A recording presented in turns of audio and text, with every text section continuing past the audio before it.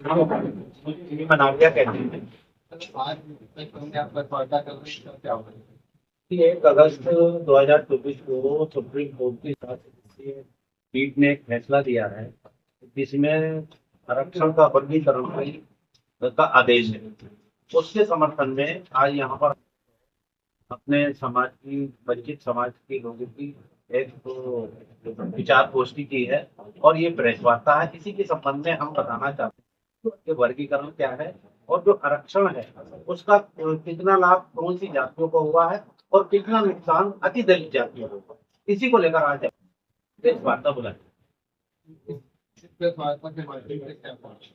हम ये संदेश देना चाहते हैं, एक तो सरकार को हम ये संदेश देना चाहते हैं कि जो वर्गीकरण हुआ है, सुप्रीम कोर्ट ने वर्गीकरण किया है उसको तुरंत लागू करें, क्योंकि उसके लागू होने से जो संविधान की व्यवस्था है कि आरक्षण इसलिए दिया गया था कि आरक्षण में सामाजिक और शैक्षणिक विकास होना चाहिए। जो वंचित जातियां हैं जिसमें वाल्मीकि समाज है, हेला है, डो मेहराल खोर है, दालबीगी है, खटीक है, धानुक है और भी सैकड़ों जातियां हैं, उन वो शैक्षिक तौर पर भी पिछड़े हुए हैं और सामाजिक तौर पर भी पिछड़े हुए हैं। उनको आरक्षण का लाभ मिलना चाहिए और जो ये वर्गीकरण हुआ है इससे वो बिरादरियां आगे उठकर आएंगी। हम ये सरकार से मांग कर रहे हैं कि इसको तुरंत लागू कर दें। जैसा कि अभी उद्योग इसका विरोध नहीं कर रहे हैं जी, कोर्ट के फैसले का। विरोध वो लोग कर रहे हैं जिन्होंने अभी तक मलाई मारी और वो ये नहीं चाहते कि ये जो छोटी जातियां हैं, जो गरीब जातियां हैं, इनको आरक्षण का लाभ, जब इनको लाभ मिलने लगेगा, इनके एमपी पहुंचेंगे, इनके विधायक पहुंचेंगे, इनके मतलब एक आईएएस पहुंचेंगे, इनके आईपीएस पहुंचेंगे, वही और वही उनका दुख का कारण है। लेकिन मैं सरकार से या उन लोगों से ये पूछना चाहता हूँ जो 5,000 करोड़ की मालिक है मायावती जी, आरक्षण तो उन्हें नहीं मिलना चाहिए, वो विरोध गलत कर रही है। अब वो चंद्रशेखर जी हैं, चंद्रशेखर ये कह रहा है कि जो 7 सदस्यीय कमेटी बनाई गई है उसमें कितने दलित हैं। मेरा ये कहना है कि जो 7 सदस्यीय कमेटी बनाई गई है और जो जिन्होंने फैसला दिया है वो फैसला अन्य अति दलितों के लिए है, ना कि उनके लिए है।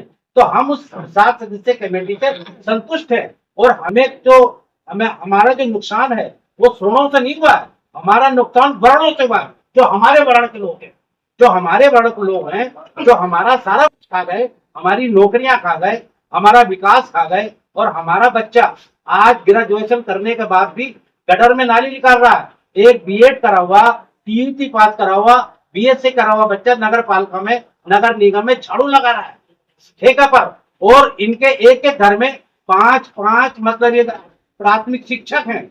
आज उत्तर प्रदेश में 3 लाख मतलब ये प्राथमिक विद्यालय हैं। उन 3 लाख प्राथमिक विद्यालयों में आप लगाकर देखिए शेड्यूल कास्ट के कम से कम 50,000 मतलब ये शिक्षक हैं। उस 50,000 में इन दलित अति दलित जातियों के 5,000 शिक्षक आपको दिखाई नहीं मिलेंगे। यह है आरक्षण का मतलब ये हमें नुकसान और दूसरी बिरादरी को जिनको हम जाटव समाज कहते हैं उनको लाभ।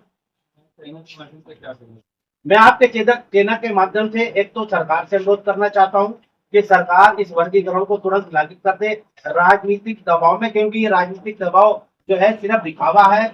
जो जो दलित अति दलित जातियां हैं उनकी संख्या ज्यादा है, किसी भी तरह का दबाव में ना आए और इसको तुरंत लागू करें। और अपने वाल्मीकि समाज खासकर अति दलितों में जो जातियां हैं उनसे भी ये कहना चाहता हूं कि वो जो 21 तारीख को इन्होंने भारत बंद के मतलब आह्वान किया है उसके खिलाफ खड़े हो, उसका विरोध करें। हम इसका बहिष्कार करते हैं और 20 तारीख को सुप्रीम कोर्ट के समर्थन में हम एक पूरे उत्तर प्रदेश में ज्ञापन देने जा रहे हैं मुख्यमंत्री माननीय आदित्यनाथ जी को, और हम उसमें वही मांग कर रहे हैं कि इसका वर्गीकरण होना चाहिए।